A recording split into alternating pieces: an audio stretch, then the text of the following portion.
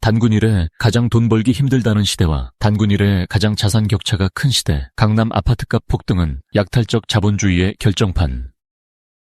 2002년 겨울 제16대 대통령 선거 TV토론회장 짙은 코수염의 권영기 민주노동당 후보가 카메라를 응시하며 던진 투박한 질문은 당시 장안의 화제였다. 국민 여러분, 행복하십니까? 살림살이 좀 나아지셨습니까? 그 어조는 묘하게 촌스러웠고 질문은 지나치게 언론적이었다. 개그 프로그램에서는 이를 패러디했고 사람들은 그 말을 유행어처럼 소비하며 웃었다. 그때만 해도 우리는 그 질문을 정치적 레토릭이나 한 진보 정치인의 클리셰 정도로 치부할 여유가 있었다. 2002년 월드컵의 열기가 식지 않았던 대한민국은 역동적이었고 열심히 일하면 내 집을 마련하고 중산층으로 진입할 수 있다는 계층 상승의 사다리가 건재하다고 믿었기 때문이다. 그로부터 23년이 흐른 2025년 강산이 두 번이나 변한 지금 권영길의 질문은 더 이상 농담이 아니다. 그 질문은 유령처럼 우리 곁을 배회하다가 이제는 서민들의 가슴 정중앙을 찌르는 서늘한 비수가 되어 돌아왔다. 지금 누군가 광화문 내거리에서 혹은 강남의 화려한 빌딩 숲 아래서 이 질문을 던진다면 누구도 쉽사리 웃지 못할 것이다. 대답 대신 깊은 한숨과 분노 그리고 체념만이 거리에 깔릴 것이기 때문이다. 우리는 지금 단군 이래 가장 돈 벌기 힘들다는 시대와 단군 이래 가장 자산 격차가 큰 시대를 동시에 살아가고 있다. 살림살이가 나아졌는가라는 질문이 가장 잔인하게 들리는 곳은 아이러니하게도 대한민국의 심장부, 서울이다. 그 중에서도 강남의 아파트값은 단순한 주거, 비용의 문제를 넘어선 지 오래다. 그것은 대한민국 계급 사회를 나누는 거대한 성벽이자 노동의 가치를 조롱하는 신전이 되었다.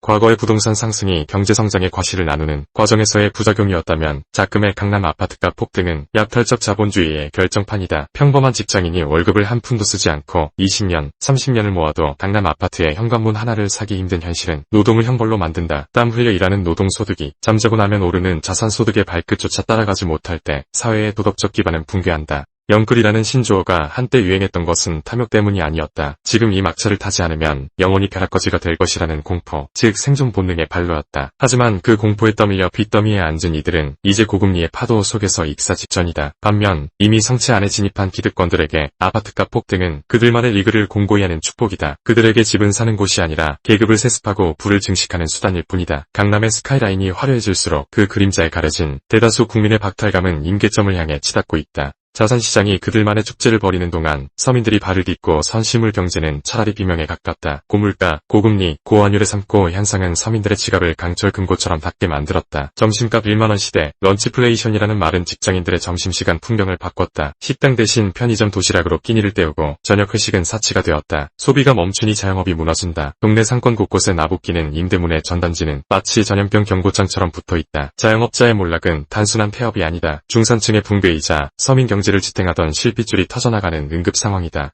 정부는 수출 실적이나 GDP 성장률 같은 것이 지표를 들며 경제가 선방하고 있다고 자화자찬하지만 그 온기는 아랫목까지 내려오지 않는다. 반도체를 팔아 번 달러가 대기업의 곳간에는 쌓일지언정 동네 치킨집 사장님의 통장에는 꽂히지 않는다. 낙수효과는 허상이었음이 증명된 지 오래다. 서민들에게 경제는 숫자가 아니라 오늘 저녁 장바구니의 무게이며 다음 달 대출 이자 고지서다. 이 체감 경기의 괴리 속에서 살림살이가 나아졌느냐는 질문은 정치권의 무능을 질타하는 채찍질과 다름없다. 더욱 뼈아픈 것은 이 경제적 고통이 사회적 희망을 거세하고 있다는 점이다. 2002년에는 지금은 힘들어도 내일은 낫겠지라는 낙관이 있었다. 부모 세대는 자식 세대가 자신들보다 더 풍요롭게 살 것이라 믿었다. 하지만 지금은 어떤가? 청년들은 스스로를 부모보다 가난한 첫 세대라고 규정한다. 결혼과 출산율 0.6명대의 초저출산은 이러한 절망의 가장 정직한 성적표다. 집 한 채를 살 수 없는 현실, 아이를 낳으면 빈곤의 나락으로 떨어질 수 있다는 공포가 청년들을 비용과 무자녀로 내몰고 있다. 강남 아파트값이 폭등할수록 지방 소멸은 가속화되고 인구 절벽은 가파라진다. 이는 단순한 경제 문제를 넘어 국가의 존립을 위협하는 안보위기다. 그런데도 정치권은 근본적인 해결책 대신 현금 몇 푼 쥐어주는 미봉책으로 일관한다.